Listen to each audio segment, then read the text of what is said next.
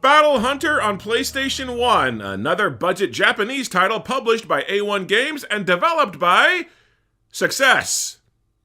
Can't tell if that's manifesting or tempting fate. When you start up the game, you create a character from one of several Final Fantasy-esque isometric sprites, and you spec some starting points to your RPG stats of health, defense, attack, and movement, and you work for a guy who wants you to raid dungeons for him. And just as I was expecting some action RPG like Diablo, surprise numbnuts! Battle Hunter is a board game. A board game for 4 players because this game on a console with 2 controller ports was made for 4 people. Between that and the Super Nintendo 16-bit pixel graphics, I'm growing ever more confused as to why this is a game on the PlayStation. I'll save you the pain of me trying to figure out how the game works because this thing has no tutorial of any kind. The 4 human and AI players are dropped onto a board and taken in turns moving one at a time. The board is filled with boxes, boxes contain items can be sold for money, and money is needed to level up. One of the board's items is marked as the key item, you have no idea where it spawns, and if a player grabs the key item and heads for the exit, the game ends. The key twist to all this is that the game also has combat. You can attack the other players if you run into them, and NPC monsters will spawn at random to hassle the competitors. And you can also set traps to stun players, hamper their movement, or drop all their inventory items. It sounds like a cool game, but there's one little detail that completely tanked the game into pure enragement fuel for me. Everything that you do is determined by dice rolls. How far you can move is determined by a 6-sided die, which means there will be a lot of turns where you roll dick and can't do anything, and there's nothing you can do about it. And every time you go to fight an enemy, you roll 2 dice for offense, and they roll 2 dice for defense. So whether or not you can actually do something productive on any given turn, or succeed at literally anything that you attempt, boils down almost exclusively to luck. Your dice rolls are augmented by your character stats, and you continually draw cards that you can use to temporarily boost attacks, defense, or movement, but the other players have similar stats and their own hands of cards, so everything is on an even keel at all times. And when the computer is rolling all the dice to determine if you can do anything against itself, it's hard not to get pissed at the game every time something goes catastrophically wrong.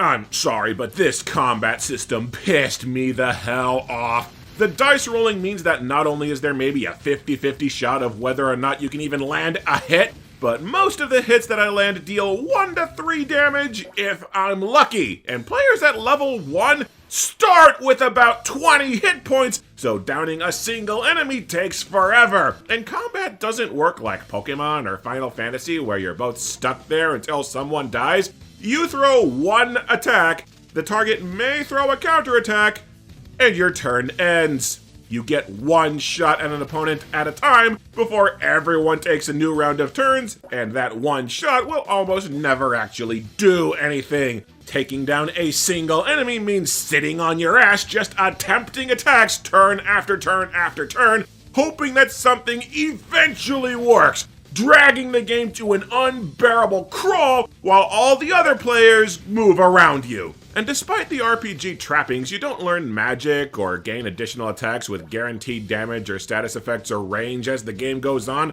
Running up to someone's face to huck dice at them is your only attack option. And just to add insult to injury on how long it takes to kill people, players can heal. Yeah, there's a rest option where you pass your turn to take an extra card and recover health, meaning that players can heal vastly more damage than you can dish pretty much any time that they want. The combat is balanced to where fights can drag out literally forever.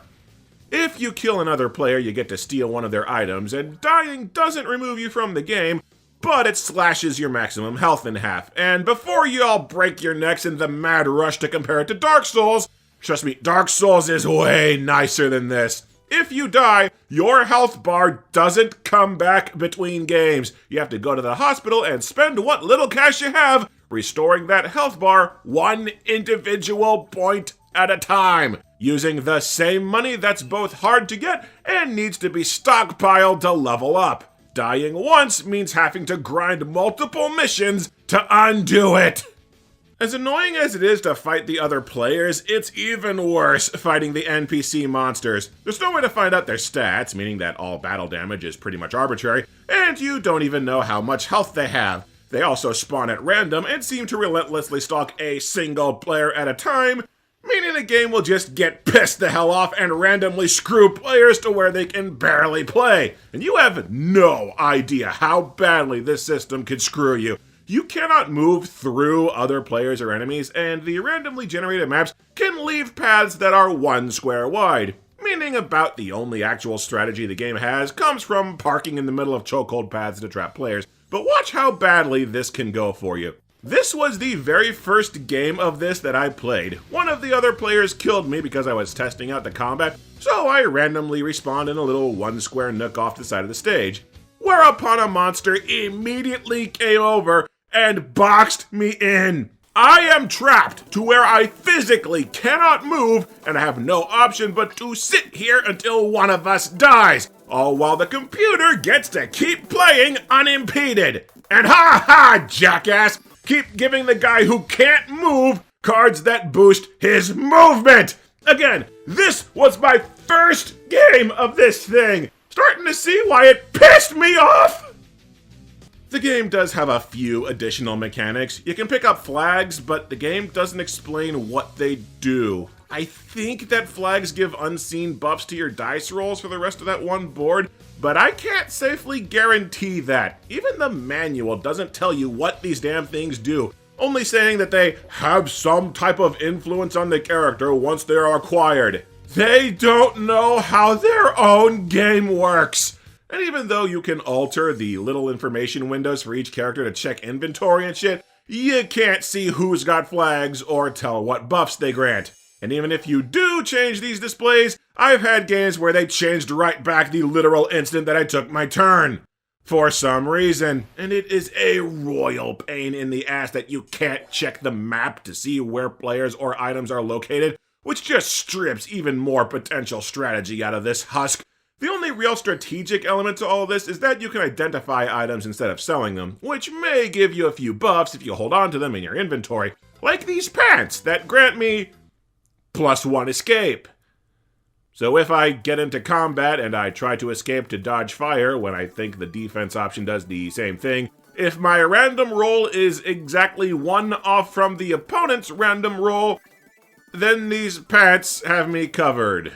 I also found a scanner that gives me 10% extra chance to dodge traps. I'm guessing there are items to boost attack strength or movement, but that's more RNG that never seems to be on my side, and a lot of grinding, plus it means screwing yourself out of more cash for some other gameplay progression. At least the AI isn't too bright, since I've seen enemy players run in actual circles, ignore me carrying a vital item while they go for flags, or just sit in place getting wrecked by monsters rather than even trying to fight back. Like, the AI isn't even your main concern, it's the mechanics themselves that are out to bone you. At least the game doesn't actually care if you're the one who gets the key item. It doesn't even seem to get you that much money if you get it.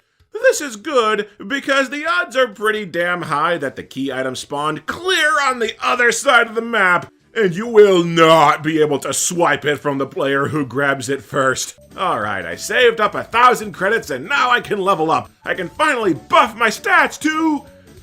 Leveling up gets you a single point that you can assign to a single stat. And for movement and defense, it takes multiple points to even do anything.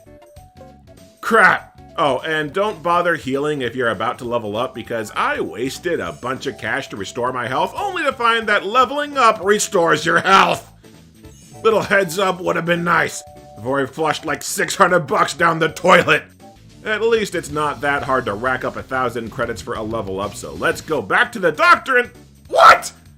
The price to level up increases as the game goes on. Level 2 costs 1,000 credits, Level 3 costs 1,500 credits, Level 4 costs 2,500 credits, and I didn't play any further because the grind walls can bite me! And the prices to heal and identify items also increase as you level up too, because the game hates you!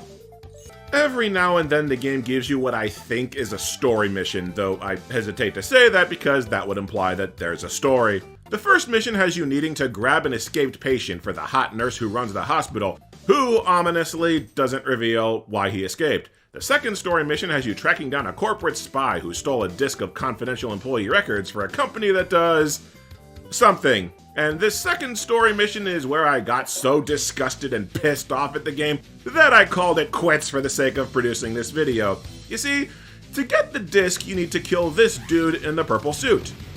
Problem: even triple teaming this guy with an NPC and an AI player, the shitty dice-based pure luck combat system meant that I could barely lead any damage. And any time that the damage did finally start to pile up, he'd rest and heal several turns worth of damage at once. You have to kill a guy that heals faster than you can damage him. Even one turn where I rolled double sixes, the strongest attack in the game, he rolled such high defense in response that it barely did squat. Yeah, this was the point where it was driven home for me how broken this thing is because, again, combat balance to where fights can easily go on forever. I did eventually win this mission by getting insanely lucky. The dude ran away and I just barely rolled high enough to chase after him. Eventually he stopped drawing defense cards and I drew a +9 attack card to finish him off. But I was still stuck in this obnoxious, boring-ass level for 20 some odd minutes waiting for that lucky break so that I could play the game at a basic level. And the salt in the wound is that, based on my doctor's bill, doing the crappy story missions barely even gets you any money. And even if there is a story, this game gives you zero introduction to its setting or its characters, so there's nothing to build a narrative where you give a shit! Broken missions, tedious combat, obnoxious grind walls, monotonous gameplay? Yeah, I'm done. I kinda felt bad slamming the game when Alma said that she really enjoyed it. But then I found out she was playing it in multiplayer with a friend, and she didn't even go past level 2. Bad feelings gone. Here's the thing, Battle Hunter is basically a board game that you are asked to play dozens upon dozens of times for hours on end. And I go to a weekly board game night where there are board games that I do play over and over, and I love them. But the board games that get played all the time have replay value. It's not just the same experience over and over again. In Battle Hunter, you pretty much do the exact same thing every single game, and the dice rolls just determine how successful you are at the one thing that you do. That is nowhere near interesting enough to sustain several hours of campaign. Or to make my point a little more succinctly, I own Monopoly for the Nintendo 64. There's a reason why Monopoly doesn't have a story mode!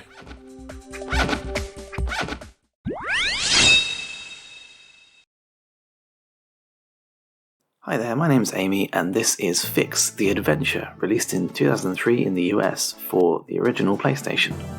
It's also known as Phix in the Magnetic World in Japan.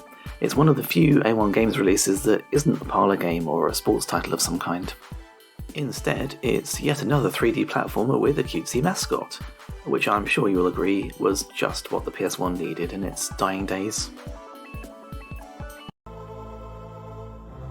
The story, as told by the opening cutscene, is that a magical stone has fallen from the sky and is swallowed by Phix, who's this pink-furred fox creature thing, I'm not sure. A powerful cleric appears in the sky and tells him that he must journey to find the Holy Grail. Wait, no, that's the wrong movie. Actually, Phix has to get to the temple where the cleric will be able to remove the stone.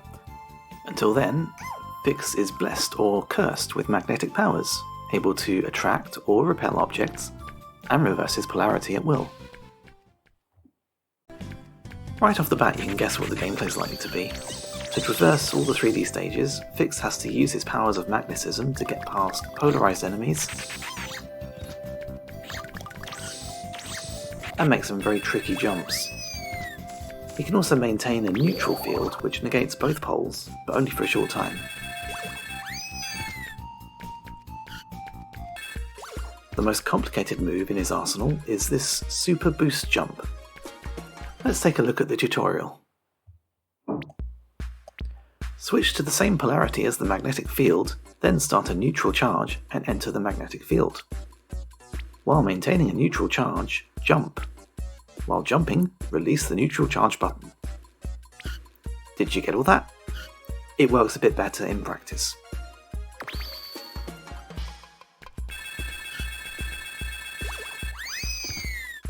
Of course, doing the trick in the tutorial is one thing, practicing it in the levels is quite another.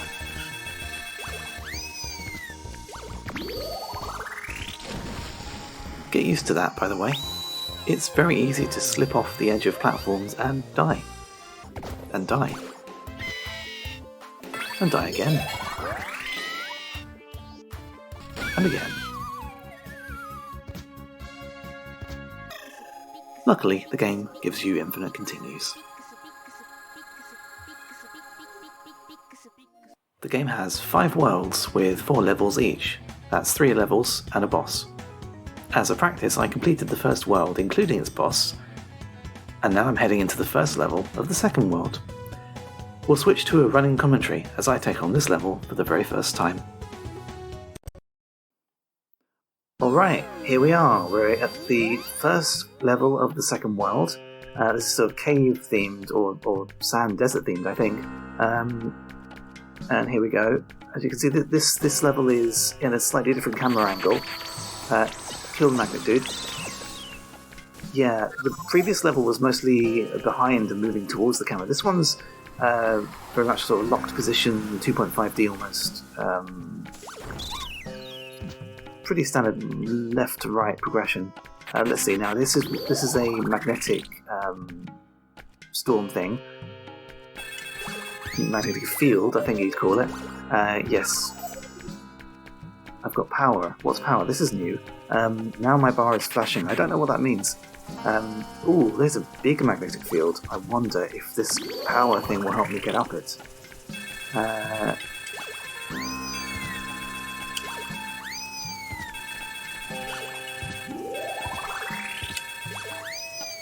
Well, it's certainly making my bar not decrease, but I have no idea how to get up here. Now I've depleted all my power, so I'll just leave that for now. Nothing down there, nothing down here. What? Pizza delivery guy? I got killed by the food delivery guy. What? Okay, let's try that again. Let's return to where we were. I'm going to grab the power. Want to probably avoid the sandstorms, I think. Nothing good ever comes of getting in sandstorms. Get the power. And this time I'm not going to try... I don't see how... Maybe I'll try once. Hang on. Be the right clarity. No, I can't work that out. Okay, let's keep going. Oh, coins. Don't know what coins do, but I'm collecting them because they're shiny. Oh, here we are. Oh, that looks dangerous. Hang on. Rocket jump. Oh, scramble up the dunes. Oh, there's a bee. What's this bee? Oh, that's dangerous. Okay, oh, what's that? Huh. Oh, enemies respawn. I forgot about this. All the enemies respawn, so you can't just get rid of them and then move on with the puzzle. They will come back and piss you off while you're trying to do the puzzles. So here I am. Right, okay, where do I have to go now? Oh, platform. There's a floating platform. Oh, no. That's got a pretty big gap between the pit of doom and the platform there. There we go. Ooh, this looks dangerous. Hang on. Oh, hang on. Oh, that was... You see that? There was a magnetic field and a jump right there. Oh, this game, man. This is like... A lot of the jumps and the puzzles in this game are very trial and error. Time. Oh, yes, of course, you have a time clock in the bottom.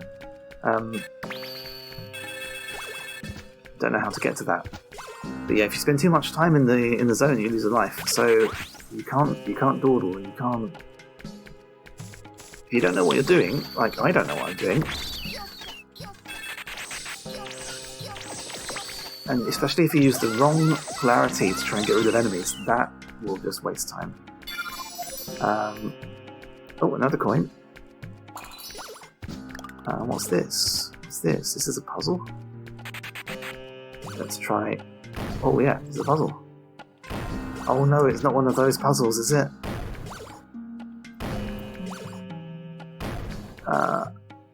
Oh no. It's one of those where if you flip the tile, the ones next to it will flip. So, I hate these puzzles. Right, that corner. That corner. Oh, that corner.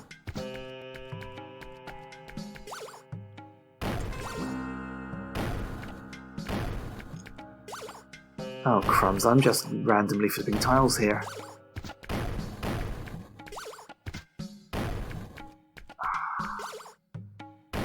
Is there anything else in this level that could help me out? Or is it literally just, I have to do this puzzle and I've got 45 seconds to do it? Okay, let's try that one. And then that one. What am I doing? And then this one. How's that going to work? Up until now, this game has not had these kinds of puzzles in it. This has completely thrown me. You think you know a game, you know? You think you know the mechanics. Blasting enemies with magnetism and jumping over jumps, and then it throws a tile flipping puzzle at you. 20 minutes later. Alright, let's try this again. No, I didn't just look up the solution on the internet. Why, would I do that? Let's see. I think we press this one. And then I think we should press this one. And then this one. And then I think we should press this one again. And now, this one. Look at that, first time. Ooh, opens the door.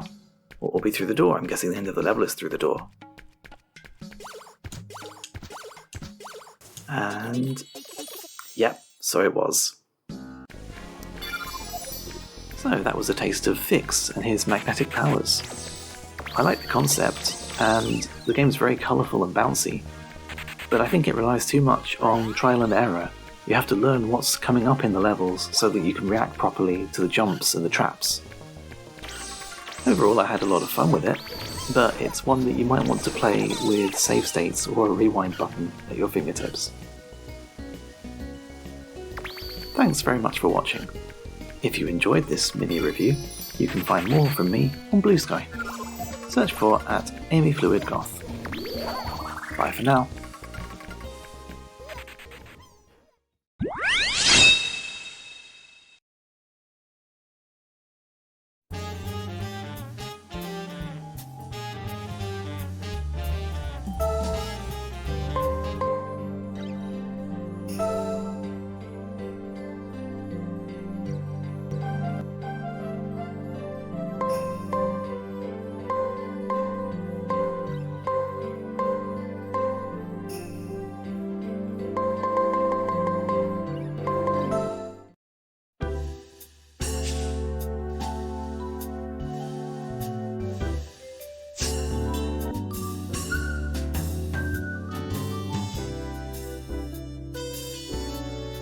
E4, Knight F6,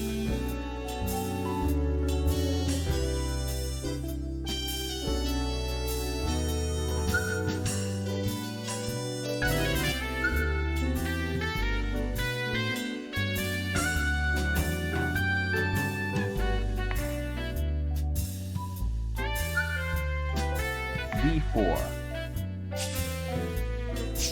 Rook takes D3,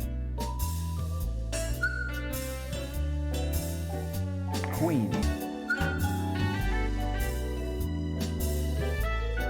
Queen. Queen. Queen. Queen. C8. Check. Bishop. D8. Queen. Takes. D8. Checkmate.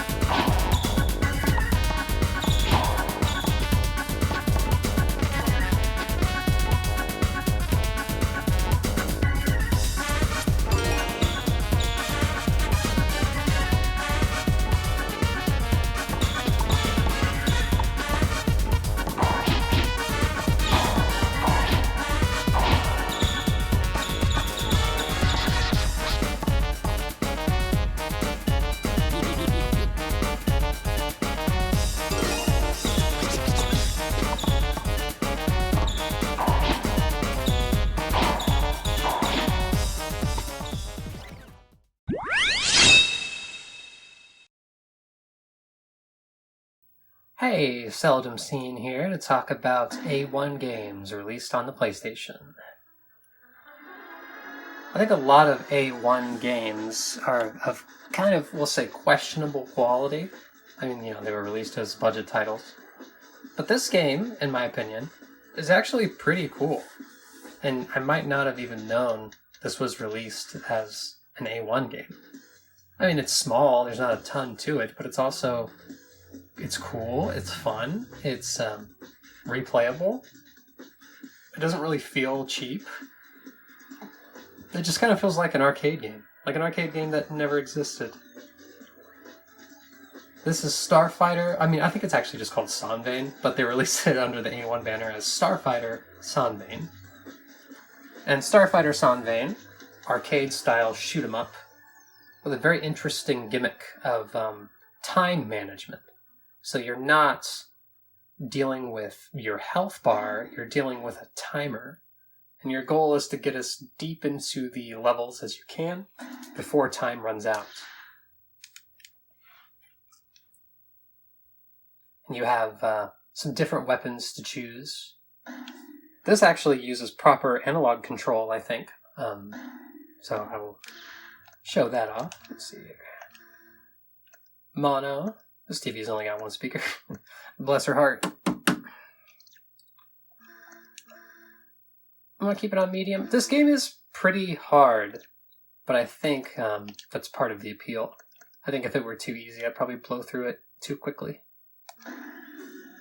Okay, so you get 3 standard shots to choose from. Spread shot, laser shots, and a mine, which is the hardest. I kind of like the laser shot just because it does more damage. And then you choose your special weapon, which you can only use once it's charged up.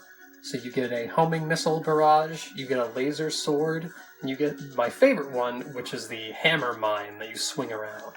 We'll start with the homing missiles, and I'll bust out the mine later. Choose your starting stages. I usually just do inner wards. Alright, you got 5 stages to get through, and several floors on each stage to escape from St. Shoots.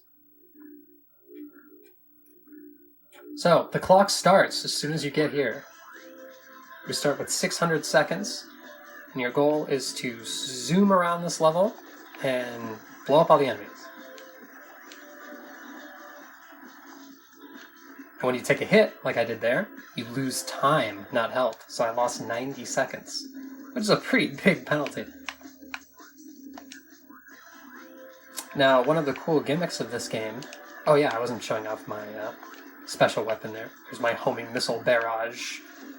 Is that you can choose which floors to go to. You have to clear every boss floor in order to beat the stage. So you can just go straight for the boss floors if you want, because you think, oh, you know, I've only got limited time, I better just go straight for the bosses. But if you play other floors before going to the boss, your attack power is actually increased.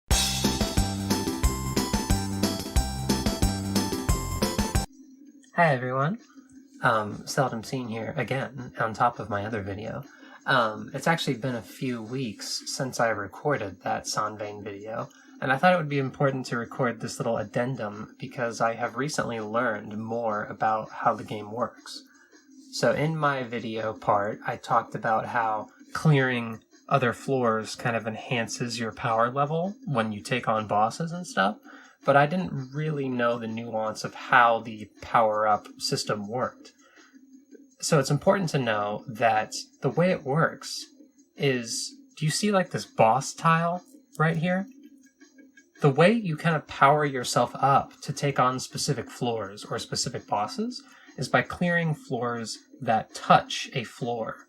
So if you want to power yourself up for this boss tile, for example, you can clear a whole bunch of tiles, just like make sure you clear the ones that are actually touching in this little quadrant here. And the more clears you have touching a floor, the more power you will have going into the floor. And that's actually what this number down here in the lower left is telling you. Is it's saying this is how many cleared tiles you have touching this tile, so this is how many levels of power you will have when you go in. I thought maybe if you just like cleared a bunch of floor tiles, you know, on the floor, you would kind of gradually power you up, but no, it's specifically tiles that touch whatever tile you're about to go into. And it works for boss tiles, but it works for any tile, really. Any tile that touches other clear tiles is going to power you up by a factor of how many clear tiles are touching it. So, for example, I've gone through the trouble of clearing a bunch of tiles around this boss and pushing myself all the way up to level 4. So when we go in here, I should have a lot more attack power to work with. Let's see. Oh yeah, you can see I'm just kind of eating that up. That is really good to know. So, when I recorded my video part, I was like, oh, this game is hard, do better than I do. Well, now, especially armed with this knowledge, I'm sure you can do way better than I did in my video part, and I'm sure I could too. I bet I could probably beat this game now. But yeah, that is an important addendum. Don't listen to me when I talk about gradually powering myself up just by clearing a bunch of floors. The spacing on the map is extremely important, and it's cleared floors that touch whatever floor it is you are trying to power yourself up for. Okay, that's all for this addendum. Back to 3 weeks ago, Seldum scene. So it's cool, like you gotta think about your strategy and your time management, and like, am I just wasting my time playing through all these floors, or am I really willing to build up my strength?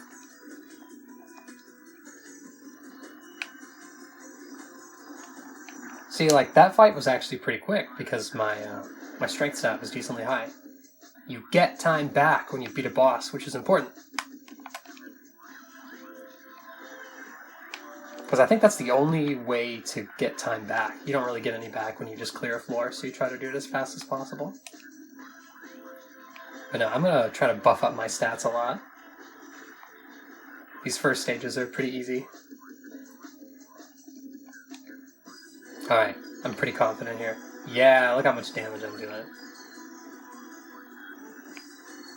These first stage bosses, they're not that difficult. They, telegraph their attacks. It's pretty obvious when they're about to start spitting mines at you. What's interesting about this game is the movement. It's not a twin stick game. It's a fully 3D, like you have freedom of movement like on the entire plane, but it's not twin stick. You shoot in the direction you're facing, so you're kind of driving around, like you're driving a car almost, and you have to steer in the direction of the enemy and then shoot them. Like, you can't drive away from them and shoot them at the same time. You have to be facing them. If you've ever played an indie game called Princess Remedy, it's kind of like that.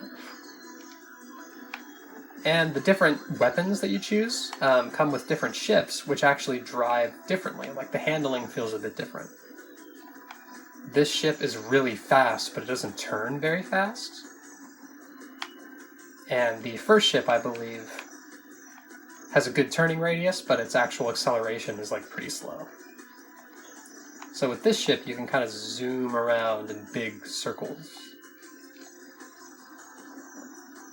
You can see there's a decent amount of slowdown in this game when you're fighting the bosses, but I actually kind of like that. It kind of helps.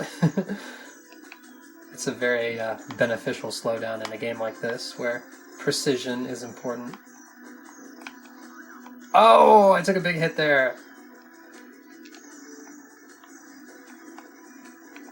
Come on.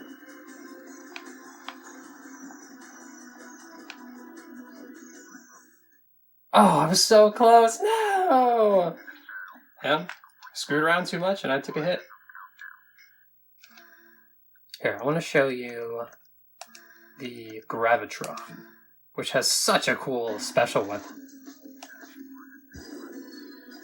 So I stuck with the same shot, but I changed my special weapon. So how this works is you hold the special weapon button, and this, like, hammer starts to trail behind you that you can swing, and it explodes on impact. It's kind of like an Olympic hammer throw or something. So you've got to build up the momentum, which this ship is good at doing, and just swing it into him, and it does a lot of damage.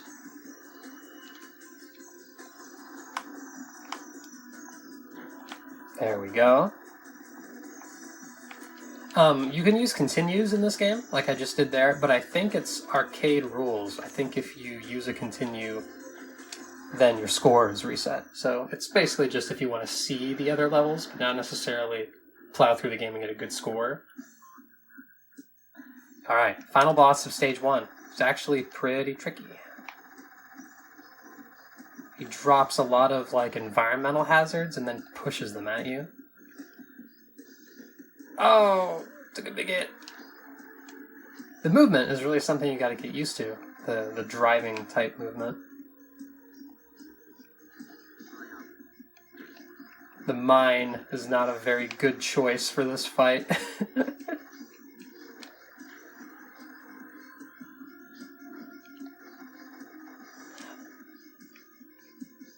No. You need a lot of movement space if you want to use that. Okay, let's do photon gluon.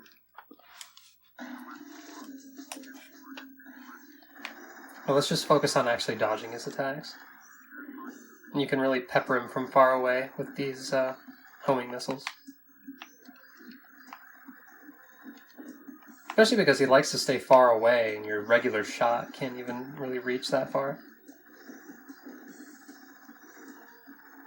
I'm not doing a ton of damage. Maybe I should have done more floors. Oh, I got stuck on the corner. I apologize, I'm not very good at this game, but I do think it's really cool. But I actually haven't, like, put that many hours into it.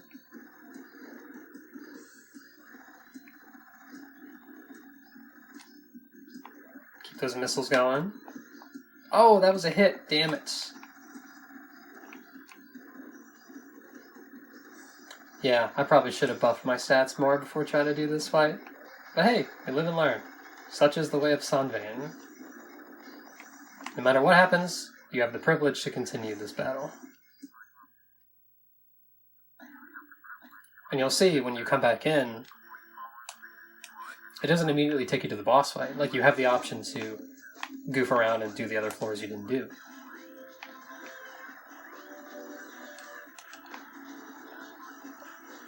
And I really like that it lets you change your weapons in between continues as well.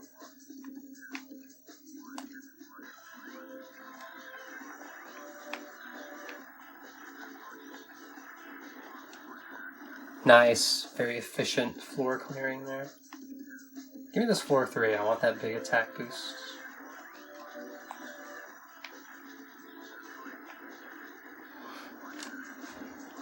Enemies are erased.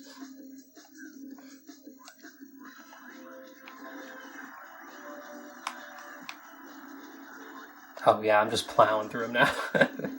Alright, let's hit that boss.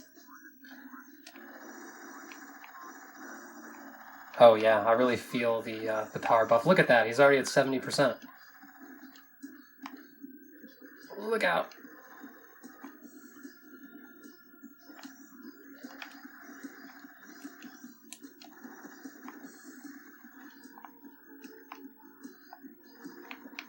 You can drop all the random crap on the stage that you want. You will not hit me.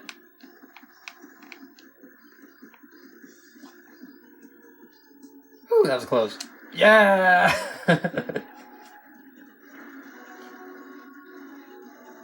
So yeah, not going straight for the bosses is actually very important. You might think, oh, I don't have to do all these extra floors. I strongly recommend doing as many as you can, you know, at least with regards to how much time you have left.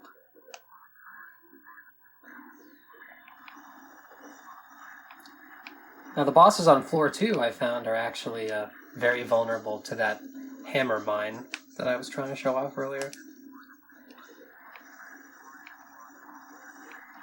Which I don't currently have, but I'll probably die.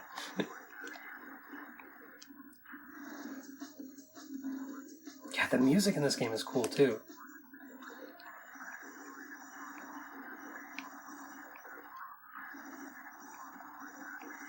I like the overall presentation. It's very digital, like noisy, matrixy kind of thing. Feels very futuristic.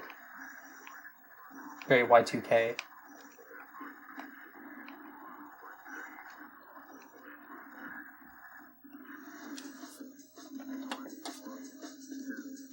Let's buff a little more before we go for a boss. Gotta be careful, these guys will shoot at you.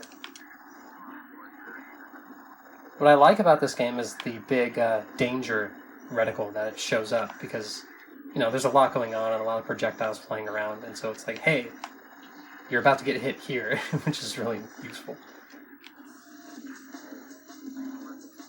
Okay, feeling strong. Let's get some time back.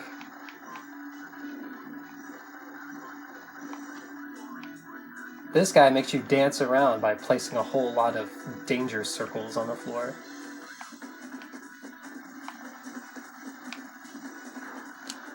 Yes. Time recovered.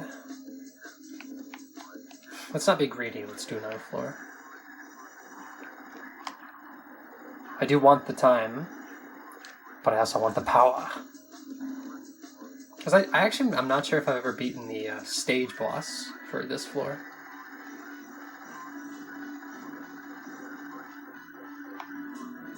You can see this guy's already noticeably tankier than the last one. Ooh, watch where you're standing.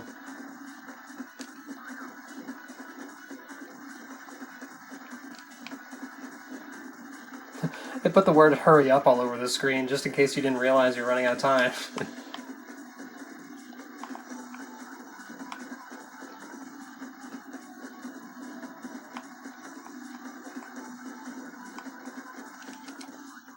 Oh, I took it. That's cool. I want to show you the line. Give me that Gravitron. Let's do another floor. Yeah, I could plow through these really quick.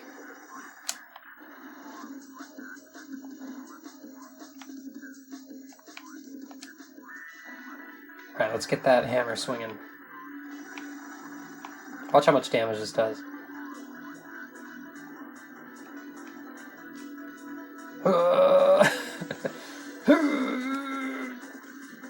Yeah, it does like a third of his health. Look at that.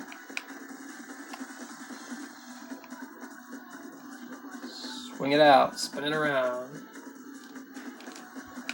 Oh, you're toast.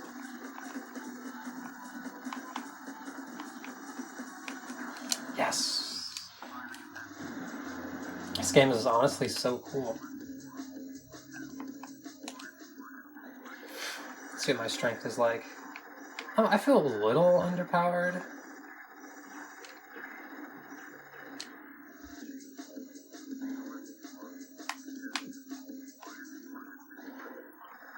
But I also don't want to just do every single floor of the stage.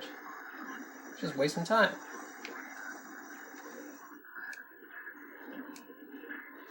Ugh! Love that so much. I don't know why. The fact that you have to swing it is just really cool.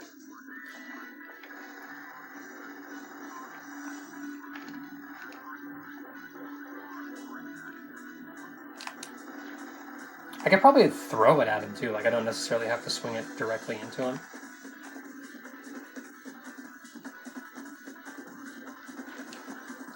Damn, look at that damage. Oh, it's over!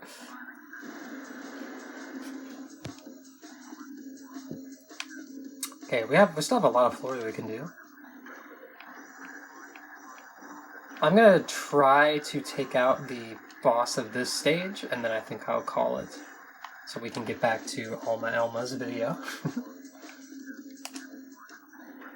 But this game is very cool, and I think it's worth showing off, and worth picking up if you can. I don't think it was expensive at all.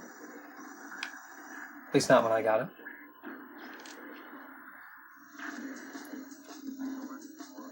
And you'll probably be way better at it than I am.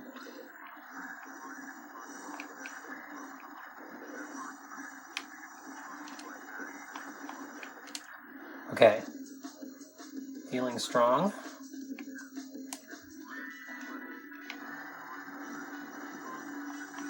Feeling very strong. I'm gonna wait for my mind to charge up and give it a swing. Shoots! Damn you, radio tower looking.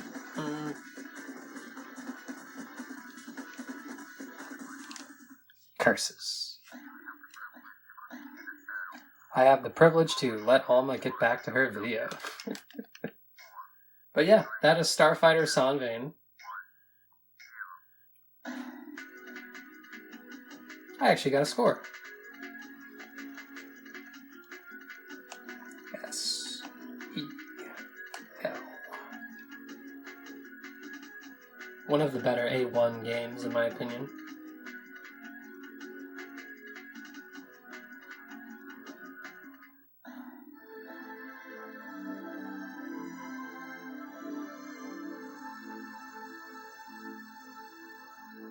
Alright, back to you, Alma.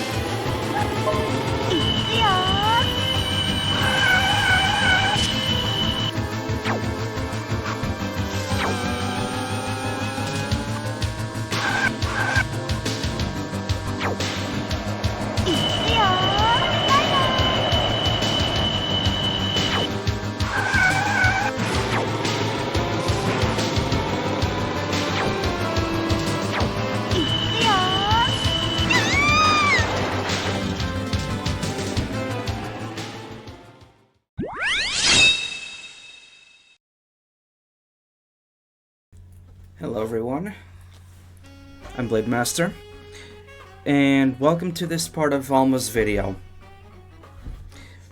The game I'm going to be covering is called Billiards, as you can see. Very simple in terms of menus. You got start, just to start the game. Data to save or load save data on your memory card. And you got the tutorial. The tutorial, I've seen this. I've let this play out a couple of times. It actually explains, in my opinion, it explains quite well the game's mechanics. Let's start a game over here. So as you can see, 6 different game modes. You got 9-ball, played with object balls 1 to 9. The goal is to pocket the object balls in ascending order. 8-ball, everyone knows this one. If you have to clear the table until only the 8-ball is left.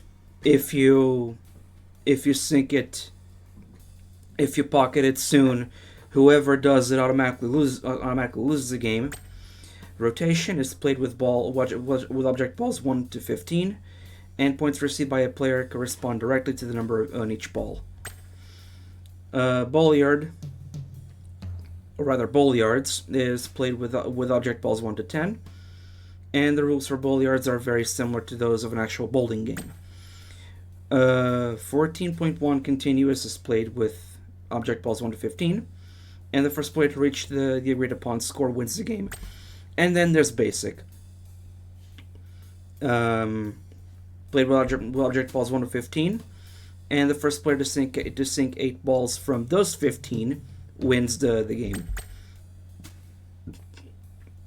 So let's start with 8 balls, since it's the most common pool game. You can choose the number of sets you can play. Switch between controller 1 and 2 for player 1. As well as player 2 if you want to play with a buddy. And you can pick the CPU character. As you can see, we have 4 and 3 more that have to be unlocked probably as you play through the game.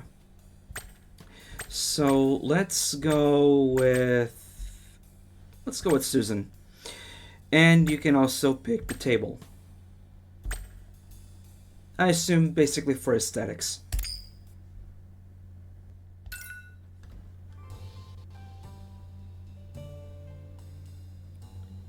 So before anything else, the game starts with a quick banking match. To my understanding,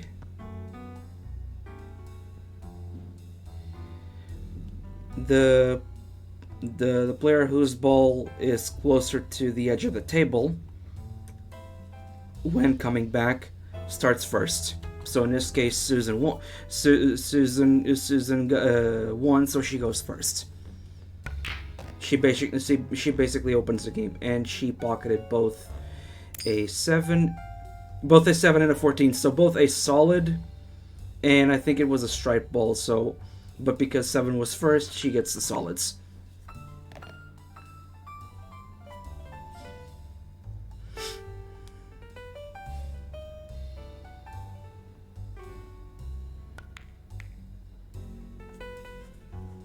Now that she's done, it's my turn.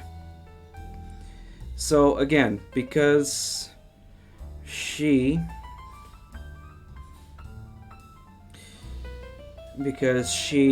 pocketed a solid ball first, you, the player, get the striped ones. If you pocket the solid ones, it's basically a foul.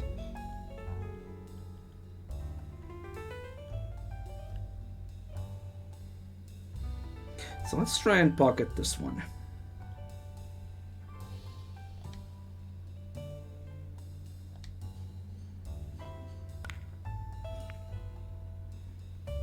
And I'm not doing a very good job at it. It happens.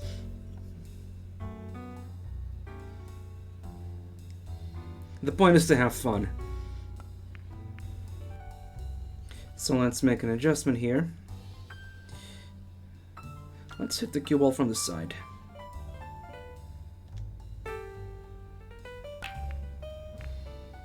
Ah. No luck.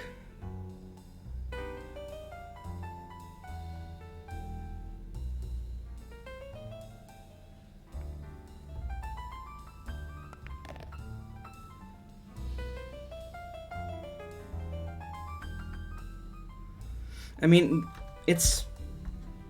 there isn't, in my opinion, there isn't really much to be said. It's pool on the PS1 with a few different game modes for you to choose from. Some better known, some lesser known. I'd say the 3D.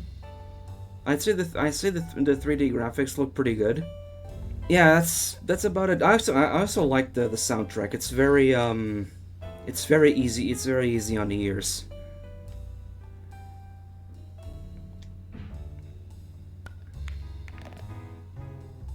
I pocketed a solid ball, so that's essentially a foul. And it's a point to the AI.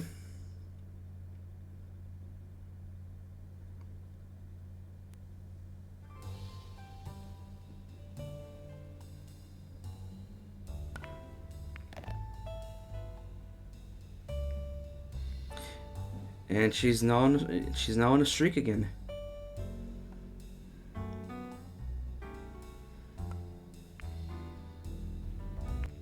It also requires a little getting used to, getting a feel for how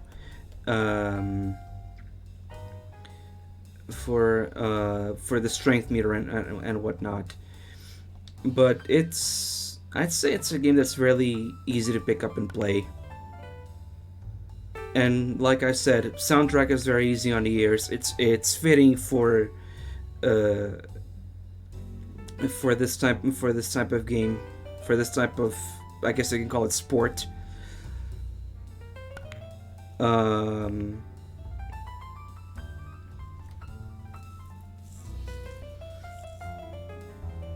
Both the table and the balls, especially the balls, they're actually again, it kind of falls back into the 3D graphics aspect I was briefly talking about earlier.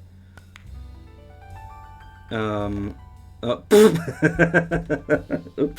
that caught me off guard.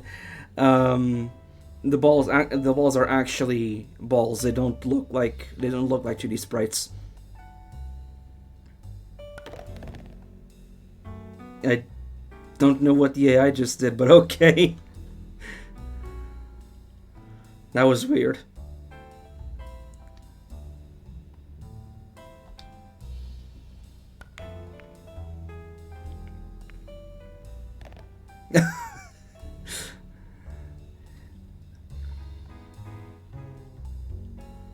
That was a nice little trick shot I did there as well. Unintentional.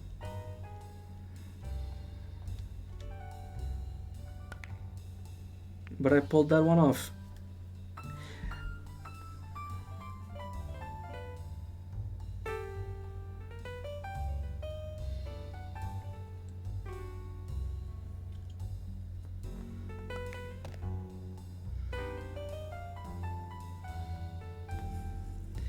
But yeah, I'd say this is a game you can easily pick up and play. Maybe even play with a friend if you have a second controller, and if they like pool as well. The AI won, by the way. Yeah, it's fine. But yeah, I'd say it's a pretty fun. I'd say it's a pretty fun little game. But yeah, it's hard to. I'd say it's a little hard sometimes to talk about simple games, because sometimes those have very little to talk about, or very little that they do wrong at times. I'd say Billiards is one of those cases. I wouldn't necessarily call it a problem. I'd say it does what's on the cover very competently. Minus that little mishap from the AI, by the way. But I'd say that's bound to happen with just about any game, even the AI having mishaps. But yeah, I hope you enjoyed. This this portion of the video. I'm sorry it's a little scuffed, but yeah. This is Blademaster, and we hope you enjoyed part 2 of Alma's A1/Agetec retrospective video. The next video will be the final part, so we hope you check it out. Bye!